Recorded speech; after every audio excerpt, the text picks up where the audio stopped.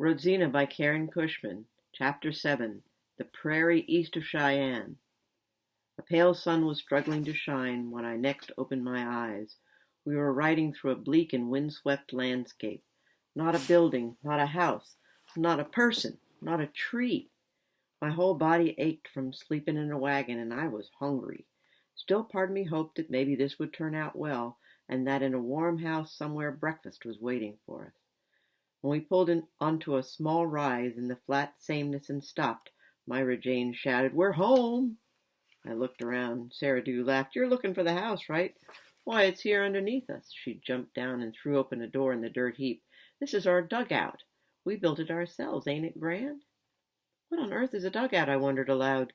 What it was a cellar or cave dug into a little hill. But for the door and the stovepipe sticking up, you couldn't tell that house from any other bump on the prairie. We all climbed out of the wagon, some faster than others, and me the slowest of all. A couple of mud brick steps led down into one small room, dirt-floored and dirt-walled. More dirt fell from the ceiling, which was, of course, also dirt. The dugout was cold and dark as midnight. Mr. Clench lit a lard lamp like the one we had at home, and I felt a feeling like a sock in the stomach. Home. What if Mamma was waiting for me in here, and Papa, and they said, "Rodzina, at last you have come," and Mamma would give me a glass of tea with sugar and honey cake for breakfast. I shook my head and looked around the dugout. In the dim light I could see a saggy bed in one corner, a wooden box table with a nail keg for a chair in the other, and a little pot-bellied wood stove in the middle. It looked and smelled like animals might live there. Bears, maybe, or prairie dogs, but certainly not people, not like this, in a hole in the ground. The clenched children were bouncing around, looking at this and touching that like they were happy to be home. A sudden furious coughing made us all turn, bumping and jostling each other. It was that crowded, toward the bed in the corner. There lay a woman with her hair all stringy and a thin, sad face. Her bony hands kept moving in a fidgety sort of way.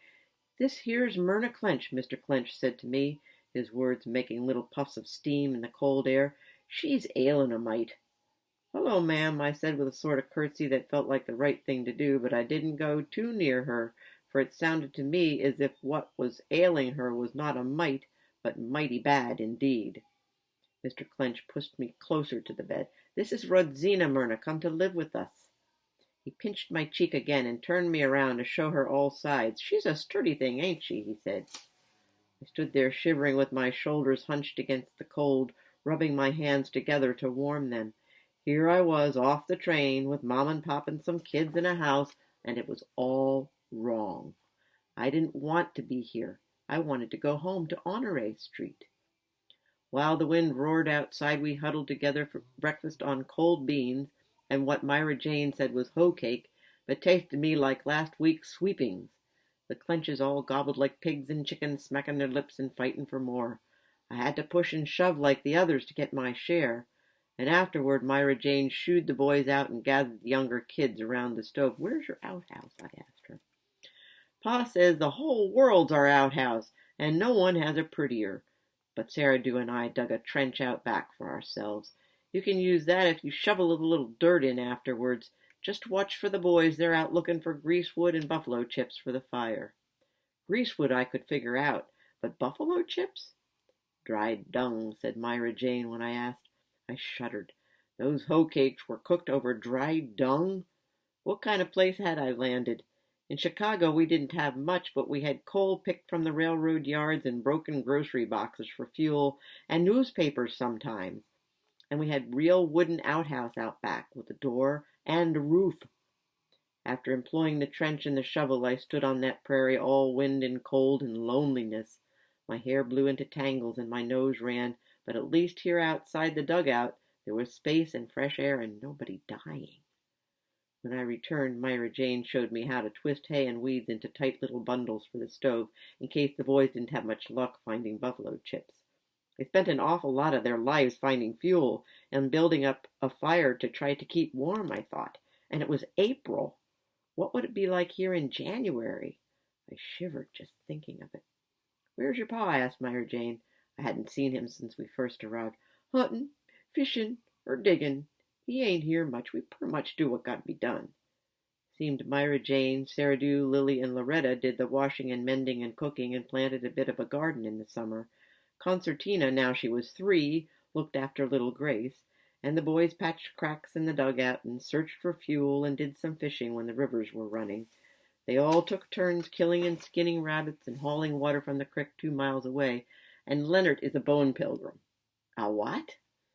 Bone pilgrim. Don't you know anything? He walks the prairie looking for bits of buffalo and cow bones. Sells them when we get to town. What on earth do folks want with bits of bones? Make 'em into buttons and fertilizer and collar stays, Leonard says. We don't care as long as he gets cash money for beans, paws, tobacco, and such like. Mrs. Clench commenced coughing again. Myra Jane, Sarah Dew, Leonard, anyone? She called in a weak little voice. No one paid her any mind at all. She called again. I stood up and said, guess I'm going to have to tend your mama. But that didn't shame any of them into doing it, so I finally went over to her. I need to use the thunder mug, she said to me, but it's too full. Thunder mug? What in blazes was a thunder mug? She motioned toward a rusty old coffee can that apparently served as a chamber pot. I didn't mind too much emptying it. I had done such chores for Mama when she was sick. I took the can outside and threw the contents into the trench, after first checking the wind to make sure none of it would fly back onto me.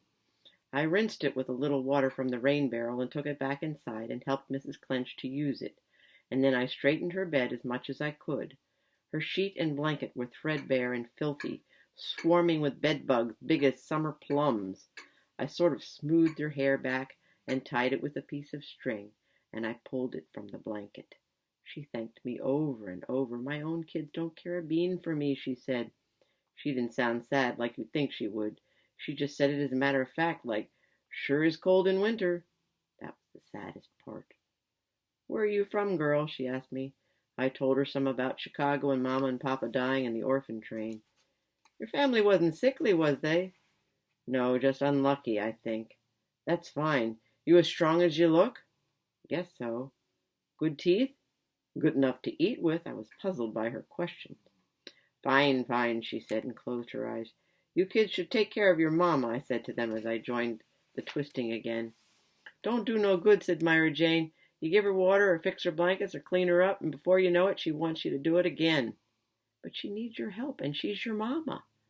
Not for long. Pa says she's apt to up and die on us any time now. Couldn't believe my ears. Don't you care? My mama's dead, and I'd give anything to have her back. Once after Mama died, I found a discarded hunk of bread in the gutter and stuffed it into my mouth like a hungry dog. What would Mama say if she saw me, I wondered. And then all my sorrow and loss and longing hit me, and I lay down and cried right there on the icy Chicago street, and people had to walk around me to get where they were going. Yes, I'd have given anything to have my Mama back. Myra Jane poked me.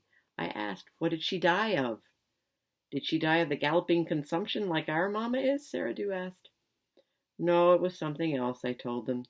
The day Mr. Waysdockie told us Papa was dead at the stockyards, kicked in the head by a runaway horse, crazy from the smell and sound of pigs, that was when Mama started dying. She got weaker and weaker, so when the fever came, it carried her right off. I nursed her as best as I could, brought her water, brushed her hair, and washed her face. You can do the same for your Mama. I thought of all the orphans who pay their last nickel, if they had a nickel, to have a Mama, ailing or not. My eyes watered, and I wiped them on my dress, but I swear it was just the smoke. Pa says not to fuss. He'll just get us a new Mama, said Sarah Dew. But you're a family. You got to take care of each other. Suddenly Myra Jane leapt up, grabbed a shotgun off the wall, and aimed it right at me. Pskew! I shouldn't have preached to them, I thought. Now Myra Jane's mad as blazes, and she's going to shoot me. I will die an orphan. She swung the barrel a bit to the right before pulling the trigger. The gun was almost as loud as my heartbeat. Dirt sprayed everywhere. Are you a crazy person? I shouted at her. Shooting that gun in here? She said nothing, but bent down and picked up a snake, yellow with dangerous-looking orange stripes. Myra Jane, I said, you saved my life. I hate snakes worse than the Kaiser, the devil, and Otto Bismarck, as Papa used to say.